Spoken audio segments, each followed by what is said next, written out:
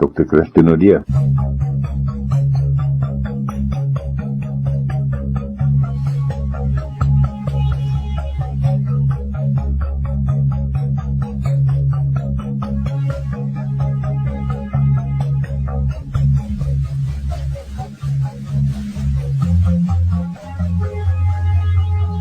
Dr. Christine Odie, hy noem sy praatjie sout en peper.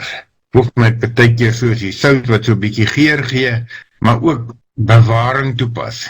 En die peper wat vir ons miskien so 'n bietjie aan die brand steek om iets te gaan doen. Die soorte families en hulle uitdagings.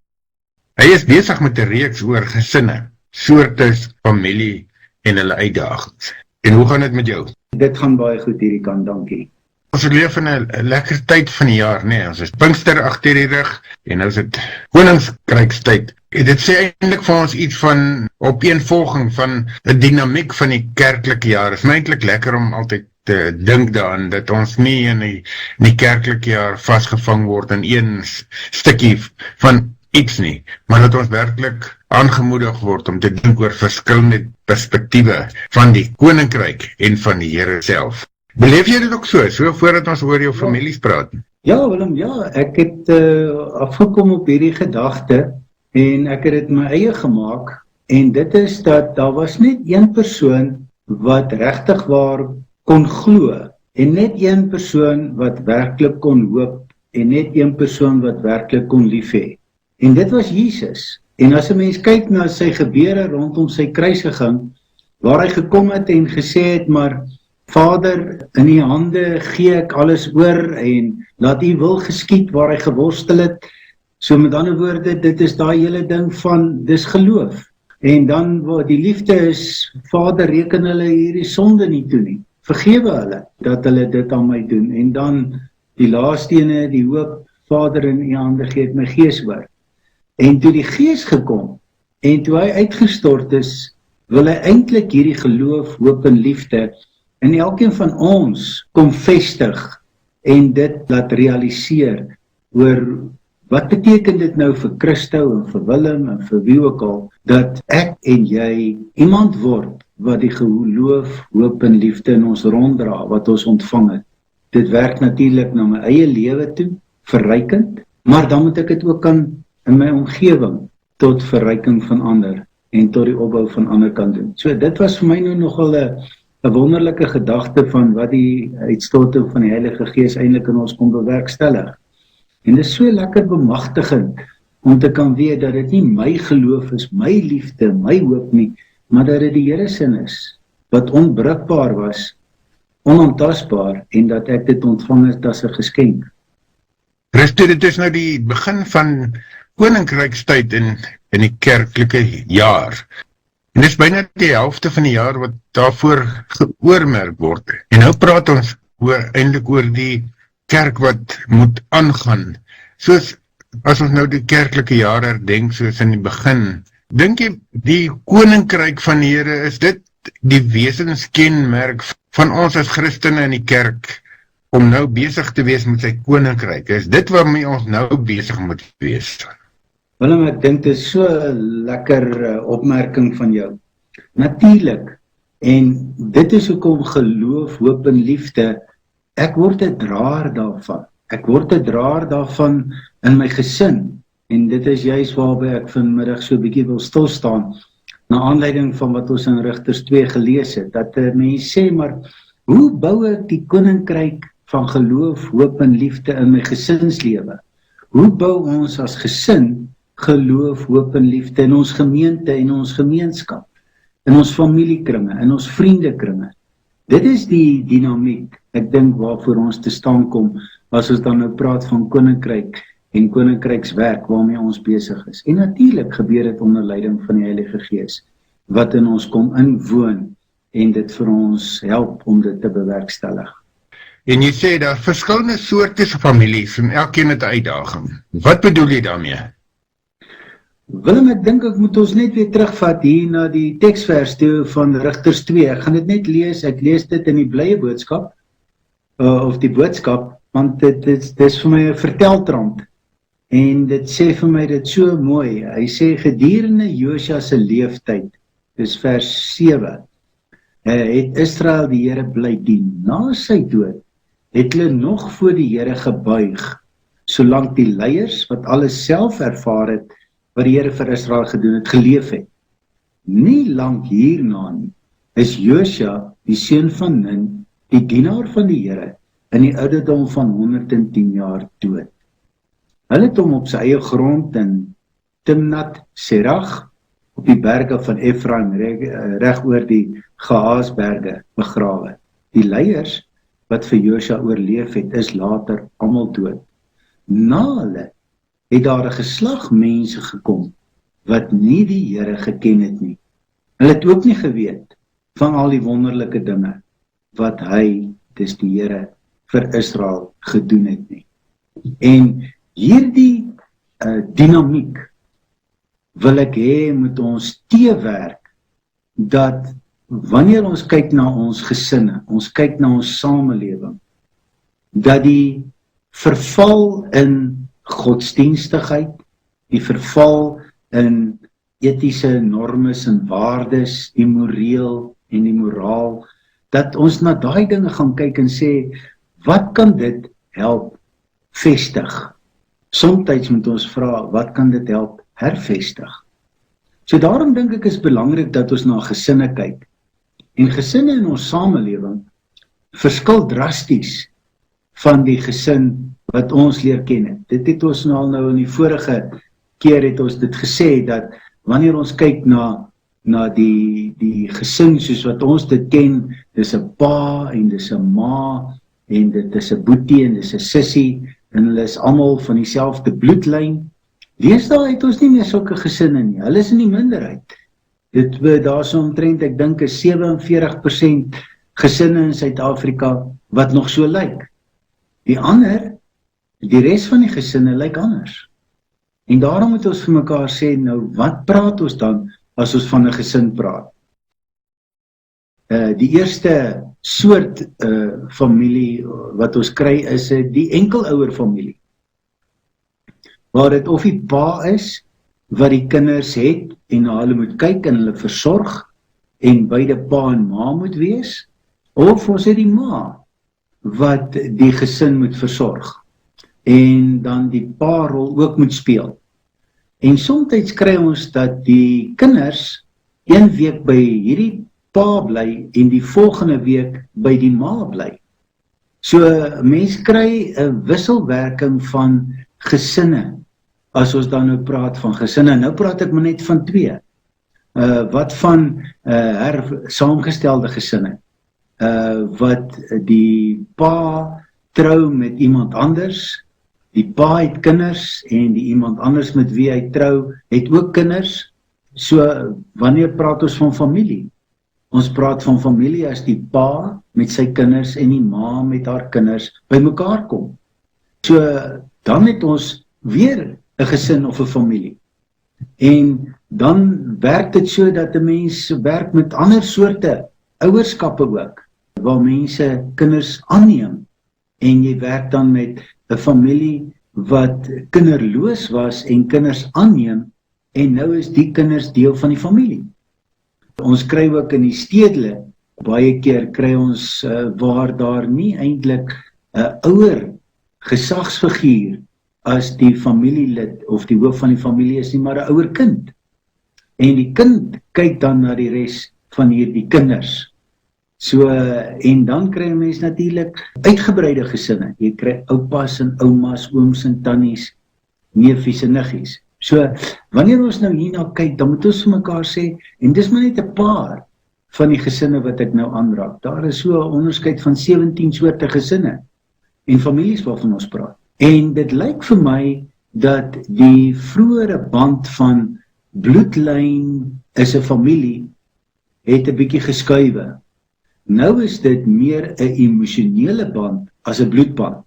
En dit lê op 'n manier van, ek koop in as 'n gesinslid op 'n familie.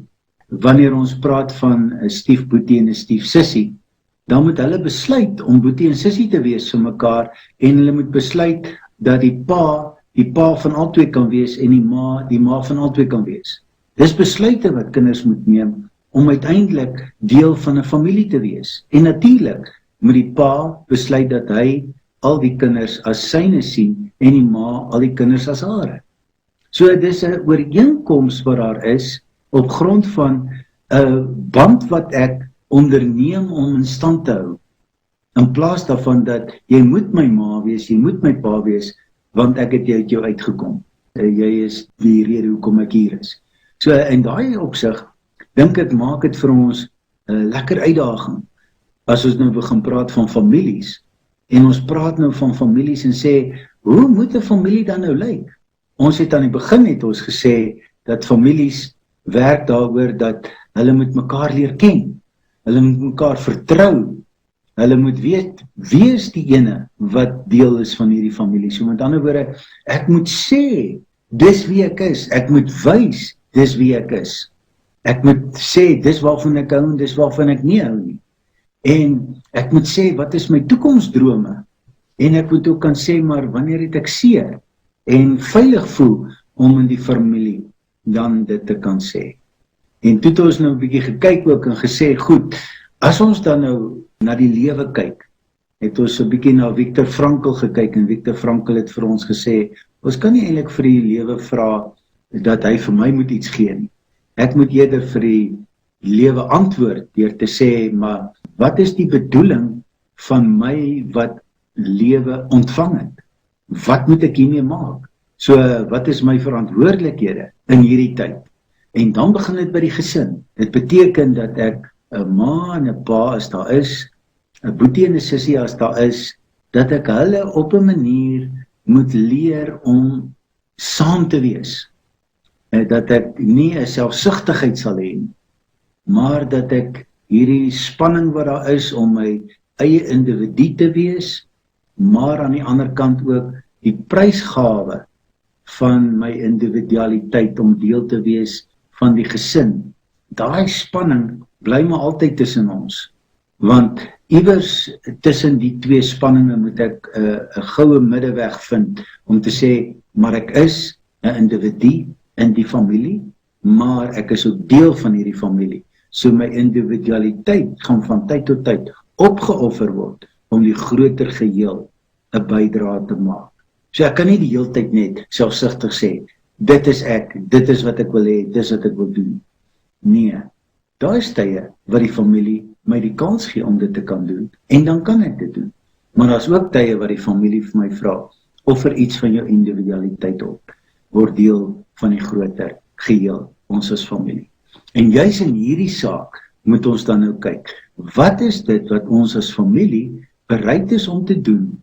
Ek as individu bereid is om te doen, om uiteindelik 'n bydrae te maak, om te sê, maar wat is my verantwoordelikheid tot die lewe? En ek dink dit is belangrik, wanneer ons dan daarna kyk, dat ons vir mekaar sê, dat die familie, die vraag wat hulle vra is, hoe voeg ek waarde toe?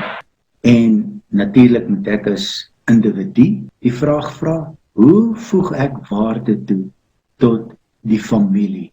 Dis 'n belangrike vraag, want dit leer my om, as ons kyk na die Christen perspektief, ek moet my naaste lief hê soos myself. So met ander woorde, hierdie familielid, daarin oefen ek, as deel van hierdie familie, om naaste liefde toe te pas. Dis die plek waar ek dit inoefen. En die familie moet vir my leer hoe. Die familie moet my help hoe ek dit doen. Uit myself uit is ek 'n redelike selfsugtige mens. 'n Babietjie word in die wêreld ingebring en hy skree as hy nat is, hy skree as hy 'n wind het en hy skree as hy dors is. En ek moet aan sy behoeftes voorsien. En uiteindelik moet daardie selfsugtigheid moet skuwe na 'n medemenslikheid om ruimte te maak vir ander in my lewe.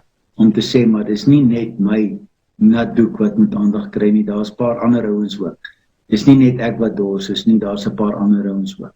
So hierdie hele skuif van individu na deel van 'n gesin, dit is waar ek die basiese goed begin leer, wat die eerste en die belangrikste goed is, en dit is, jy moet die Here jou God lief hê, met jou hele hart, met jou hele siel, met jou hele verstand en al jou kragte. En die tweede wat daarmee gelyk staan, jy met jou naaste lief hê soos jouself. So omdat ons vir die Here dien as gesin, het ons 'n medemenslikheid met mekaar en het ons 'n naaste liefde vir mekaar. En ek moet dit aanleer. Dit kom nie van self nie. En die ouers moet dit vir mekaar leer en die ouers moet dit vir die kinders leer. Die kinders moet dit vir die ouers leer en die kinders moet dit vir mekaar leer. Hierdie hele dinamiek wat nie meer gebaseer is op jy moet my lief hê want ek is jou boetie nie. Jy lê nou op 'n ander vlak. Veral as ons dink aan hersaamgestelde gesinne. So daarom maak ons 'n belofte aan mekaar. Ons gaan dit dalk nie so voorbeeld doen nie, maar dis die dinamiek hier agter. Ons maak 'n belofte aan mekaar. Ons sal as familietjie, ons sal hierdie dinge aanleer, dit inoefen, foute maak met mekaar, kwaad word vir mekaar, uitstoei met mekaar. Maar uiteindelik is ons die familietjie wat ons gebruik hierdie geleentheid om dan ook hierdie dinge in te oefen en dit te doen. So, dit beteken dan dat ons iets van 'n toleransie, 'n verdraagsaamheid sal hê en dat ons iets van 'n buigsaamheid sal hê. Want dis die twee dinge wat belangrik word wanneer 'n mens kyk na hoe 'n mens werk met hierdie goed. So, daar's 'n toleransie wat ek aanleer, 'n verdraagsaamheid, 'n ruimte skep. Paulus noem dit so mooi in 1 Korintiërs 13. Hy sê, die liefde is geduldig en die liefde is vriendelik. Dis twee van die pragtigste woorde. Geduld beteken, ek maak ruimte vir jou om jouself te kan wees, om te kan ontwikkel tot 'n eie individu. Vriendelikheid beteken, ek ondersteun jou daarin om so te kan ontwikkel. Maar nou gaan dit nie net oor jou nie, dit gaan ook oor my. So met ander woorde, jy moet ook teenoor my geduldig en vriendelik wees. Jy moet ook vir my die ruimte gee om te kan ontwikkel wie ek is. Jy moet ook die vriendelikheid hê om my te kan ondersteun daarin, om myself te vind en myself te kan ontwikkel. En die oomblik as in 'n familie hierdie verdraagsaamheid en buigsaamheid kom, dan leer ons geduld en vriendelik wees en optree teenoor mekaar. En ek dink dit is die wonderlike van hierdie pad wat ons mee besig is. En dit is wat die Israeliete vergeet het, toe hulle in die land Kanaan gekom het. Hulle het vergeet van die Here. En ek dink ons in ons families en ons gesinne moet weer dit terugeis, as ons dit dan iewers verloor het, of as dit iewers langs die pad net nie meer belangrik geword het nie. Want dit lyk vir my in gesinne waar hierdie dinamiek beoefen word daagliks, want dit is wat jy moet doen. Groei gebeur nie, woeps, jy skakelaar aan nie. En die boerdery beteken dit, jy laat die saadjie in die grond ontkiem, en dan moet hy stoot en stoot en stoot, totdat sy blaartjies bo uitkom. Dan moet hy stoot en stoot en stoot, totdat daar vrug kom. So met ander woorde, om hierdie ding te laat groei, in jou kinders se lewe, moet jy daagliks aandag gee daaraan. Dis 'n groeiproses. Hulle gaan nie dit van self doen. En ook in my eie lewe as ouer, moet ek dit net so baie doen. Want ek moet ook op myself let. Want ons is so geneig om hierdie dinge bietjie agter te laat, want ons belangriker dinge.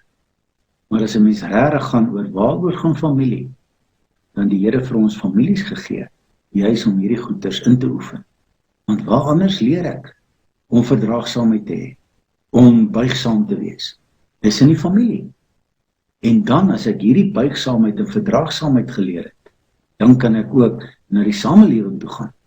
En kan ek ook daar leer om geduldig en vriendelik te wees. Want in my eie gesin het ek ervaar en beleef wat dit is om geduld te ontvang van 'n familie. Om vriendelikheid te ontvang van 'n familie.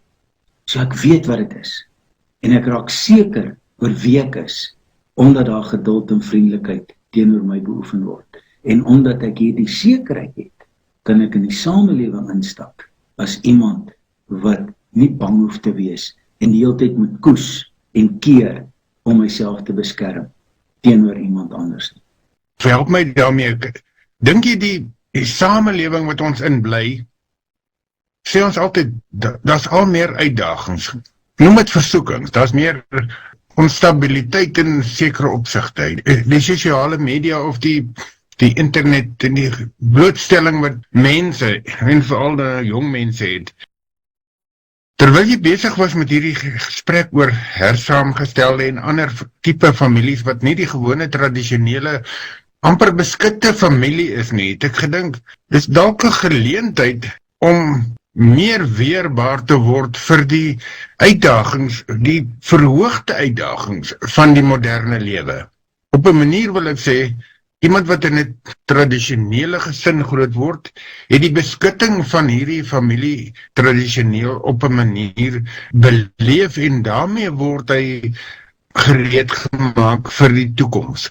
Maar iemand wat blootgestel word aan families wat nie die tradisionele is nie, het dalk weer 'n ander voordeel, wil ek sê, om op hierdie manier weerbaar gemaak te word vir die lewe daar buite. En beide, hoe naby jy aan die tradisionele is, of hoe ver jy daarvan af is, moet 'n mens eintlik gebruik as 'n geleentheid om jouself en jou kinders natuurlik, as 'n familie, as 'n gesin, weerbaar gereed te maak vir die lewe wat kom.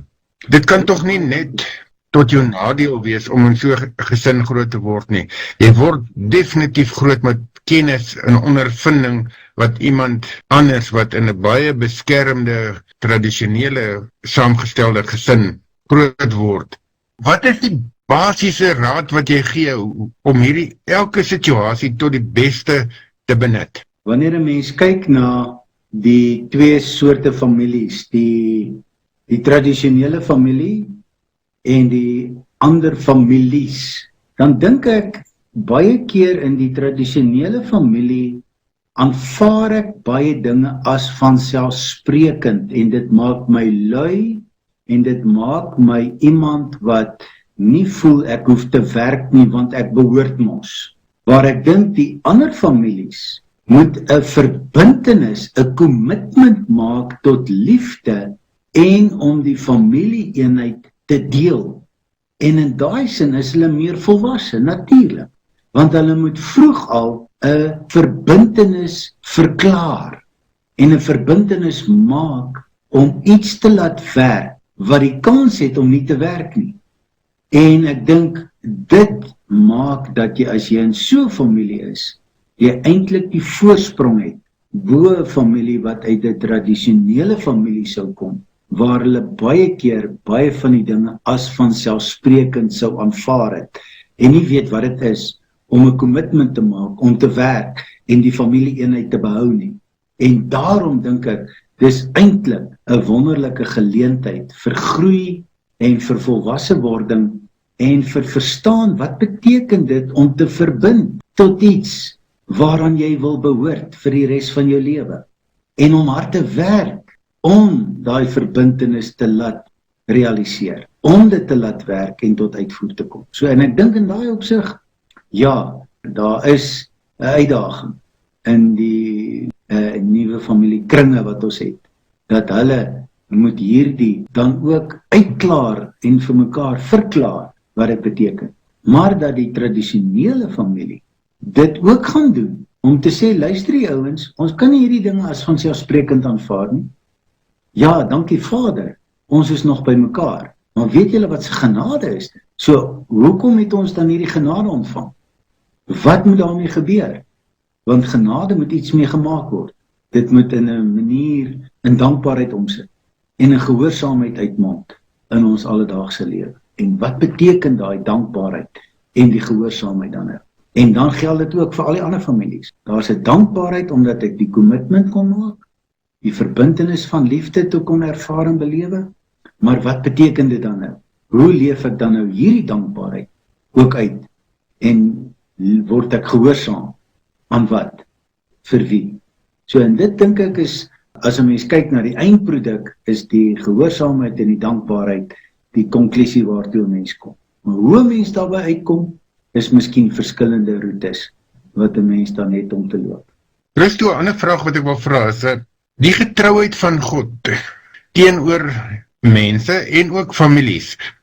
Ek vra dit, ek het op 'n stadium na die geslagsregister gekyk van my familie, my verskillende families, van my ma se kant en my pa se kant en so aan. En wat vir my opvallend was, dat van baie lank gelede staan daar gereeld by hulle, dat hulle, nie by almal nie, maar by, ek wil sê die oorgrote meerderheid, daar so kort CV van elke oupa of die oupa se broers of wie ook al, en ek het wyd gekyk, staan daar so 'n stukkie van, hy was so en so, en party wat baie kwaai, en party het hierdie gedoen, en ook maar skewe goed gedoen, maar dan staan daar gereeld, hulle was godvreesend, hulle was kerkmense, iets met die geloof te doen, en ek kan nou nie presies aanhaal wat daar staan nie. En toe besef ek, die getrouheid van God in ons familie is fenomenaal, want terwyl daar staan dat hy dalk iets hier en daar verkeerd gedoen het, of dat hy meer gehad het, of dat hy wat ook al gedoen het God nie ontrou geword nie. Maar deur al die geslagte, en dis 'n paar 100 jaar, wel, so 200-300 jaar wat ek nou kon terugkyk, bly ons familie 'n godvreesende basis. En ek sê nie almal is hoe goed nie, dis nie wat ek wil sê, of enigeen is goed nie, is nie vir my om te oordeel nie, is ook nie vir die mense om te oordeel, maar dit was my opvallend om te sien hoe getrou God is, ten spyte van die foute van hierdie voorgeslagte van my. En dan kry ek so lekker gevoel in die sin van, dan weet ek, ten spyte van my gebreke, of my kinders, of my gebreke wat ek aan my kinders oorgedra, deur woord en lering wat hulle in die huis ontvang het, ten spyte van die gebreke, sal God nog steeds getrou bly. En dit het vir my 'n wonderlike gerusheid gegee, om te weet, dat die Here getrou bly, ten spyte van geslagtelange mense wat ook baie keer ontrou geraak het. Hoe speel hierdie getrouheid van God vir jou in, oor die geslagte van mense? Willem, ja, baie dankie. Ek dink, as 'n mens kyk hierna, dan is die moderne familie, het nie meer die klassieke rolle van broodwinner, die pa, huishulp, die ma nie. In baie gesinne is die pa die ene wat die huishouding aan die gang hou, terwyl die ma uitgaan om te werk. Maar ek dink wat 'n mens vir jouself moet sê is dat daar is 'n balans tussen manlike, vroulike rolle. Dis nie meer tradisioneel nie. In die samelewing waarin ons is albei ouers betrokke by kinders grootmaak, huishoudelike take doen, inkomste genererende aktiwiteite. So die familierolle en die dinge is nie meer so duidelik nie. En ek dink God se genade lê daarin dat hy vir ons by 'n punt bring dat dit is eintlik meer aanvaarbaar vir die Here. Daar is nie meer 'n man wat meer aanvaarbaar vir die Here is en 'n vrou wat minder aanvaarbaar is nie. Albei het reg en rolle in hierdie familie. En in daai sin dink ek, dis splinternuwe tye waarin ons lewe. Dat wanneer 'n mens dan nou kyk na hierdie dinge, dan sê 'n mens vir jouself, "Sjoe, dit is eintlik seker die bedoeling." As 'n mens na die Bybel kyk waar die Here gesê het, maar hy het elke man en vrou op 'n manier hanteer toe Jesus op aarde was, op 'n wonderlike manier, baie respek getoon teenoor die vrouens wat daai tyd geen respek verdien het teenoor die mans nie. As 'n mens dink aan die vrou wat oorspel gepleeg het, die vrou by die put, Maria en Martha, die Elisabette. Daai mense, hulle het almal die respek van die Here Jesus belewe en ervaar. Iets anders wat die mense van daai tyd nie gehad het nie. Ja, en dat 'n mens vir jouself moet uitmaak, dat wanneer families dan gesê het, maar ons is verbind tot die emosie, en nie meer tot die bloedband nie, daarin lê die God se getrouheid, dat hy vir my iemand gegee het om aan te behoort, en dat ek 'n keuse kan maak, om dit te kan doen. So, die Here verskaf vir my 'n veiligheid, 'n plek waar ek regtig kan voel, maar hier behoort ek, hier kan ek tuis kom, hier kan ek veilig voel. En as 'n mens dan nou kyk dat, of jy nou beide jou ouers het, of nie beide jou ouers het nie, dit raak eintlik irrelevant in terme van wat is die verbintenisse wat ek kan maak? En natuurlik kan 'n mens vir die Here se seën bid op hierdie verbintenisse. Om dieselfde wat jy bid, seën en bewaar my pa en my ma, my boetie en my sussie, as ek gekies het dat dit my pa en my ma is, my boetie en my sussie is, dan vra ek die seën van die Here daarop. En hy gaan dit op dieselfde manier seën, asof dit my eie boetie en sussie, pa en ma is. So, in daai opsig is die emosionele verbintenis wat ek maak, net so geldig voor die Here, se seën om daarop te rus, as sou dit bloedverband wees. So in daai opsig dink ek moet 'n mens vir jouself sê, dat waar die gesinne 'n nuwe emosionele resilience, ek weet nou nie wat is dit skielik in Afrikaans nie, maar hierdie terugskop, dat ek energie het om die lewe te kan hanteer. Daai dinge wat die familie vir my gee, die ondersteuning wat ek beleef en ervaar in die familieverband, daai dinge, dit is gegewe deur die Here, dat mense daar is wat vir my hierdie sin van om te behoort, om te kan sê, maar ek het 'n netwerk van mense wat vir my uitkyk, ek het 'n netwerk van mense wat met my empatie kan hê, by wie ek kan veilig voel. So daai hele dinamiek het nog nooit verdwyn nie. Dis nog steeds 'n seën uit die hand van die Here, ook vir my, in vandag se konteks van die moderne familie. So of die familie dan emosioneel of 'n bloedverbondenheid het, is beide goed en sterk. En ons moet net eintlik dit bou wat by mekaar hou. Hier kom nou 'n woord hier by my op wat ek nou wonder oor jou resilience, is dit veerkragtigheid, is dit iets daarvan? Dis net die woord, baie dankie Willem. So as 'n familie dan veerkragtig kan wees, in die sin van dat hulle ook op 'n ander manier, behalwe bloedbande, dan emosionele bande, dan moet hulle dit voluit gebruik, want, en daar is sekerlik ook 'n stuk emosionele band tussen in die bloedverbandheid ook natuurlik. Dis nie asof die een die ander een uitsluit nie, nee. Ja, verseker Willem, ek praat nou maar net 'n bietjie meer, omdat die groter fokus van my gesprek is juis om ons bewus te maak van die luisteraars wat in 'n ander soortige familieverband is, en 'n gesinsverband, en dat ons nie net luisteraars het wat almal uit 'n tradisionele manier van familiewees kom nie. En daarom dat 'n mens dan ook sê, maar natuurlik alles wat geld vir die verskillende familieverbande, ook vir die, as 'n mens dan nou wil die onderskeid tref, die tradisionele, maar vir families is dit geldig, dat daar's 'n veerkragtigheid in families, daar's 'n verbintenis tot emosie in 'n familie, daar's 'n verbintenis tot behoort, daar's 'n verbintenis tot saambou, saamstaan en saamwerk. Dis jy dan 'n familie wil aanmoedig, so kom ons vat saam en sê, hier sê het ons verskillende soorte families en dit verskillende uitdagings. As jy hulle in kort moet bemoedig, moet sê, kom ons kry 'n grondbeginsel, ek wil nie sê noodwendige resep nie, wat sou jy dink is 'n goeie beginpunt? Willem, ek dink moderne families is anders. Moderne families is verskillend. Moderne families is aanpasbaar. En moderne families se fokus is liefde, versorging en emosionele bande. Daarin lê die krag van 'n moderne familie. En elke familie het op 'n manier die gemeenskap en die samelewing se veranderings binne in hulle reeds vervat, met die blootstelling wat hulle het aan die samelewing waarbinne hulle is. En daarom, ongeag die verskillende familiestrukture, liefde, versorging en emosionele bande, dit hou families bymekaar. Dankie Christo, ek het nou, toe jy dit nou sê, ek dink jy het dit al voorheen gesê, maar nou het ek dit mooi gehoor. Liefde, versorging en hierdie emosionele bande en krag wat daaraan lê. Dis die 3 boustene wat jy eintlik vir ons uitlig. Baie dankie.